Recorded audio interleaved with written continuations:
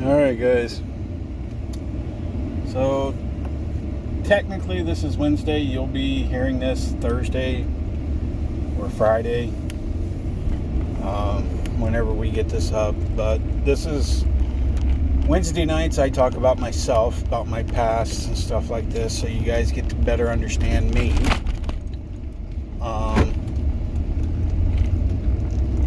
So, the way I was raised, the golden rule was do unto others as you would do unto yourself, or have it done to you. Like, my brother liked to use me as a punching bag, and then when I fought back, he went and cried to mom, and then I got in trouble for more for doing that. So, I mean, yeah. A lot of the stuff that was done to me probably shouldn't have been done. It was wrong. But here's the way I see it. No matter how wrong I was done, I forgive my family for everything they've done to me. Everything. Okay? When you hold grudges, it eats your soul up. You don't need to be holding a grudge. Okay, guys? If somebody did something horrific to you, I understand holding a grudge to a point, but at some point you are going to have to forgive that person, regardless of what they've done to you.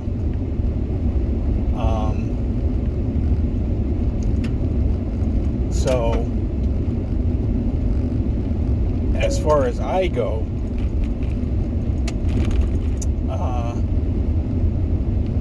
I learned to basically shut up, didn't speak my mind, was told, that any idea I had was a dumb idea, so I stopped talking. I buried myself into comic books, and so, that's kind of where I went. It really seemed like everybody in my family didn't like me. I may have been completely misreading everything. But I was the odd child. I was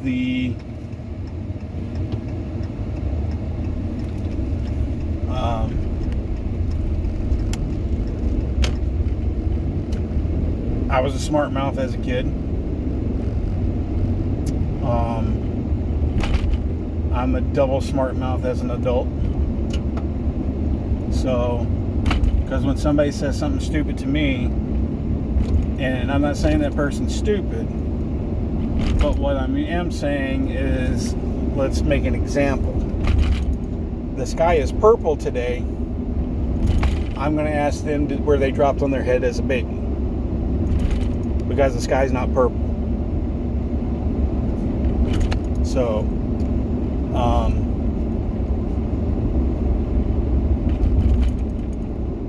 we need to, I have a tendency to say something like that pretty quick without thinking. So, that's how smart mouth I get.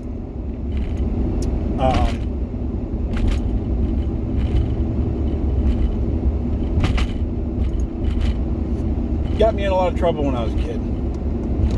And not in trouble as the way of you would think, but more in trouble with my mom, because anytime I would bring up something that, like last 1 year, my brother got to do something. The next year it came up for me to do it. She's like, no, you're just not ready for that. And I'm like, but my brother was. It made no sense to me. And then, I was like, yeah, it didn't make sense to me. And when I started saying something, she got mad, turned around. I got in trouble for it. And so at a certain point, you learn just to shut up. It's yes or no, and you go on. Now, a lot of people are going to say this was mental abuse, this was physical abuse, and all this other stuff, especially in today's age. But like I said, I'm not saying this stuff to make anybody feel bad or pity on me or anything like that. That's not what this is about. Everybody had a bad childhood at some point. There was things in your childhood you didn't like, and you thought it was more horrific than anything else.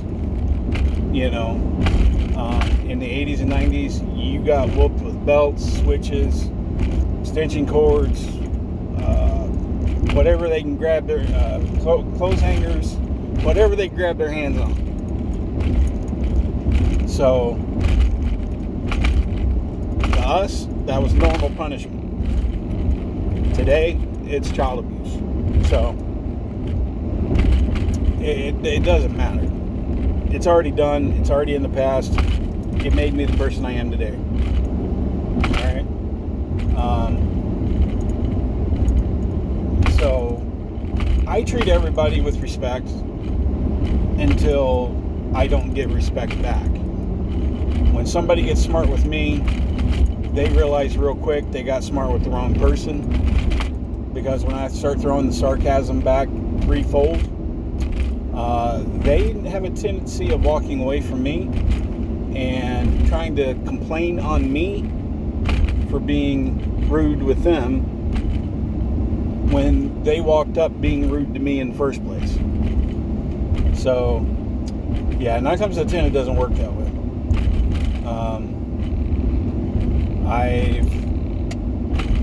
I've literally lost a lot of jobs because of my mouth, because I didn't put up with anybody's crap. I had bosses come in screaming at me like I was a 5-year-old child. I turned around and said, don't need the job. They told me, where am I going? I said, I'm not going to be yelled at like a kid of theirs, and I'm not going to be disrespected that way. So I walked out. I've left a lot of jobs because of that. I don't put up with it. There was a lot of screaming and hollering when I was a kid in the house. I'm not putting up with it as an adult. So I walk away from those situations.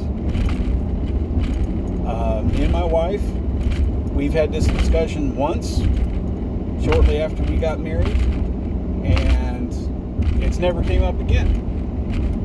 She was screaming and hollering at me like I was a 5-year-old child about something. I can't even remember what the whole thing was about. I picked up the keys to the car, got in the car, and I left for about 20 to 40 minutes. Came back, she was sitting in the middle of the floor crying, and I asked her, are you okay? You're not bleeding? You didn't hurt yourself? She's like, no, I thought you left me. I said, sweetheart, I grew up with screaming and hollering in my house when I was a kid. I'm not putting up with it as an adult. I have left high-paying jobs because of that crap. I'm not doing that. If we have a problem, we can discuss it. And you can be passionate about the discussion. That's great. But you're not going to scream and holler at me at the top of your lungs like I'm a 5-year-old child. It's not happening. And we finished up the discussion, and we worked it out. And that's the way it's been ever since. When you can't hear yourself think because somebody's screaming and hollering, you need to figure out why they're screaming and hollering and why it can't be rational talk. No matter how angry someone is. Now, their tone can go up. Fine. Like I'm talking to you guys right now. If I get angry, my tongue might go up a little higher, like what the hell's going on, blah, blah, blah. I get that. But you're not going to scream at me at the top of your lungs with you getting red-faced, throwing a temper tantrum like a 5-year-old child, and expect me to stand there. It's not happening. So that's me. I don't know if anybody else is that way or not.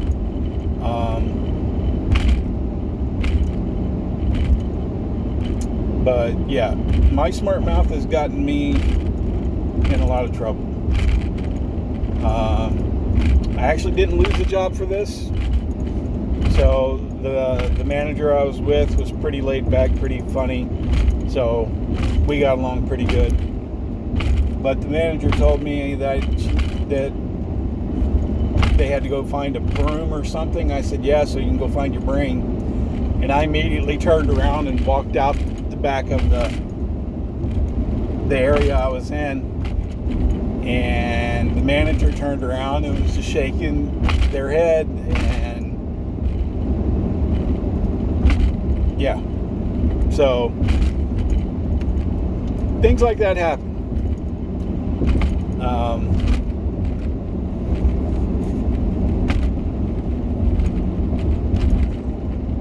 But the cool thing about people like that is they never scream and holler at you. They're so like, hey dude, you messed up, this is what's going on. I can totally deal with people like that. These 5-year-old children that scream and holler, I can't deal with them. If I don't walk away, it's going to get physical because I'm not going to listen to it. And I'm not going to put up with somebody getting in my face like that. So, I may be a horrible guy for that. I don't know. But that's just me.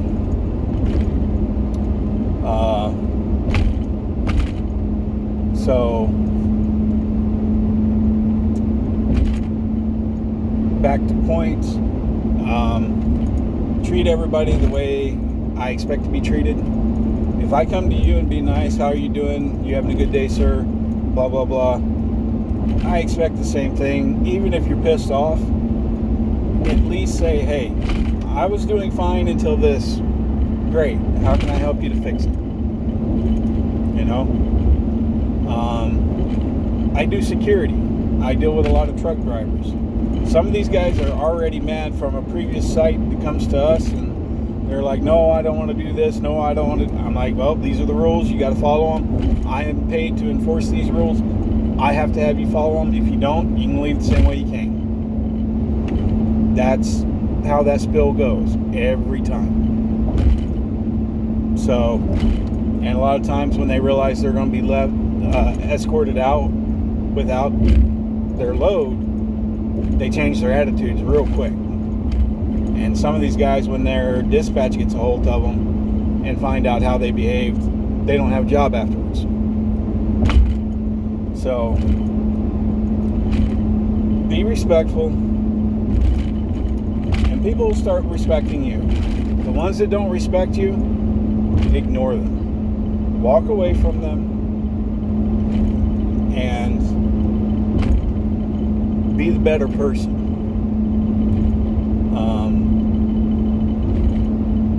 I mentioned something about grudges. In the Bible, it says don't hold a grudge. And that is very hard to do. Very hard to do.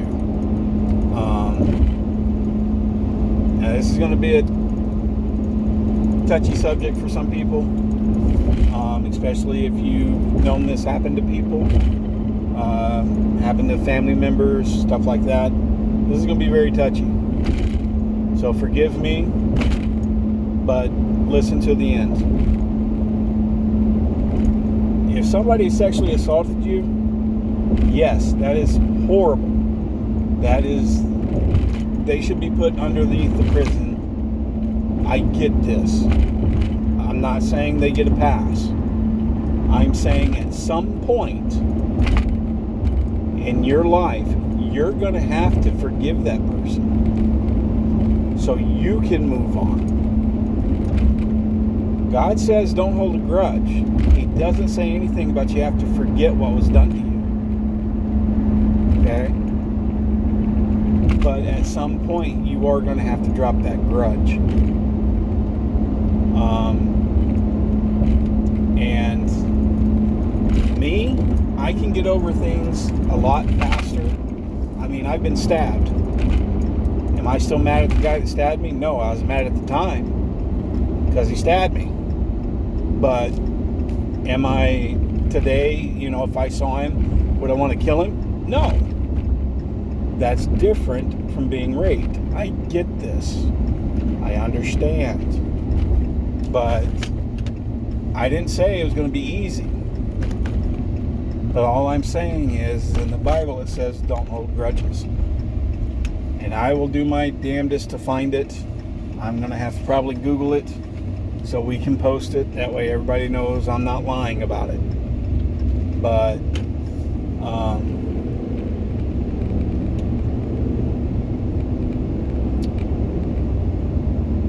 holding on to hatred is not good for you. I don't care what your family did to you in the past. I don't care what's going on. If something happened last week, hatred, hanging on to hatred, corrupts your spirit. So, with me saying all this, I have found that I feel a lot better when I tell the person, you know what, past is past, it's there, leave it there. We don't have to bring it up. We don't have to talk about it. I'm going to ask you twice. I'm going to ask you for two things. One, if you see me, avoid me. Two, I forgive you for everything you did, but I'm not going to forget it. This is why I'm telling you to avoid me. Because if I see you, I'm going in the opposite direction. Do not run after me. Do not chase me. Do not talk to me. Don't text me. Don't call me. I'm not pissed. And I'm not holding a grudge. But I don't want that to come back up to surface. Okay? That's the way I handle it. And it takes a lot to be able to do that. Not everybody's going to be able to. I understand this. But the first time you do this, it is going to be very difficult. I'm not going to lie. It is still difficult to do that to somebody that wronged you.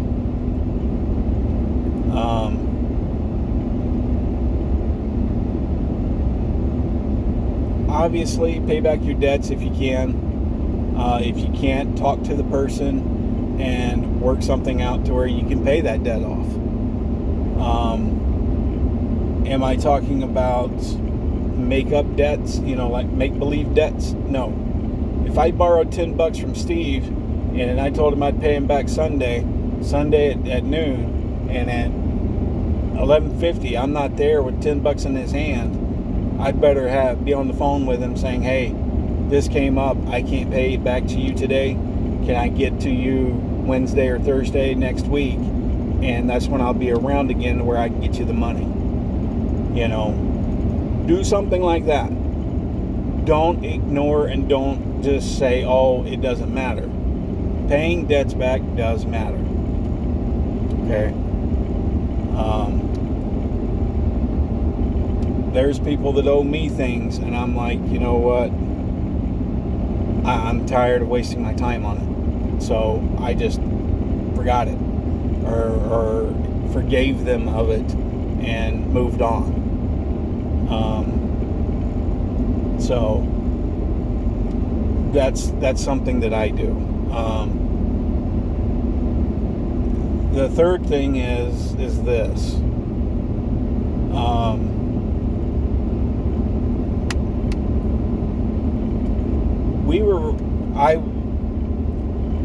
I don't know if I was raised this way or not, but it's something in my moral compass.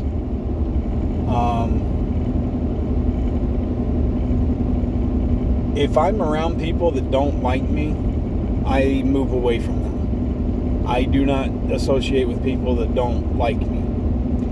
If me and somebody are friends and 3 months later something happens and spoils the relationship because I didn't do something someone liked somebody wanted me to do, I'm done. I don't hang out with them anymore. I don't call them. I don't mess with them. If I see them in town, I'm like, hey, what's up? Bye. Gotta go. I got stuff to do. I cut myself away from them. I don't need the drama. I don't need the toxic crap. I don't need it. I don't want it in my life. So, me and my wife are pretty... A lot of people say we're reclusive, and it's not that we're reclusive, it's just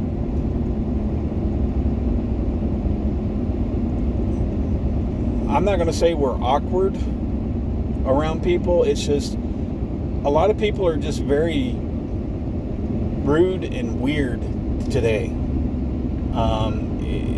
It's like if you don't dress a certain way, or if you don't have a certain amount of money, you're not worthy of anybody's, friendship. And it's like, that's just, messed up. So I don't put forth making friendship. I can make friends anywhere I go. I don't have a problem with that. I could be sitting first day at a factory, first day on the job, and I've got 6 people that know my name, and the next thing I know, they're inviting me out to go do things. That's the kind of person I am. I don't know these guys. I've met some people online, through YouTube, Facebook, Twitter, and all that stuff. And then they give me their number, I call them, and then they send me stuff. And I'm like, I really appreciate this, and if it comes up, I will pass it forward. So, and people have done stuff like that for me all the time. I can be the nicest guy in the world to you, but when you cross me, it's not going to be pleasant. So, and my wife always gets mad at me because people I haven't met physically will send stuff to me and pay for things, and she's like, how do you do that? I'm like, I'm not doing it. It's good Christian people that are doing it. So, and we're in a position where we're barely making ends meet. And I think that's a lot to do with me, because I'm got comfortable in a security job, and I don't want to rock the boat and become homeless. My wife has medical problems, and right now where we're at, we can pay all the bills, and I can take care of her. So that's where we're at. So that's basically me in a nutshell. I am sorry if I offended anybody. It's not the intent. If there's problems you got with me, drop a comment, and I'm sorry you got a problem. Just remember, you may not like the reply. Okay, guys? Have a good night.